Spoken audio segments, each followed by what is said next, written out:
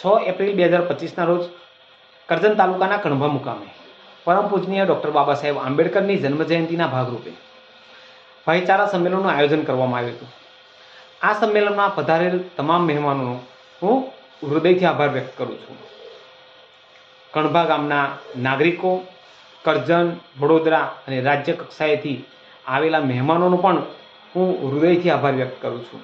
તેમજ આ કાર્યક્રમમાં પોતાનું શ્રમદાન, ધનદાન કરનાર તમામ વ્યક્તિઓનો પણ હૃદયથી આભાર વ્યક્ત કરું છું।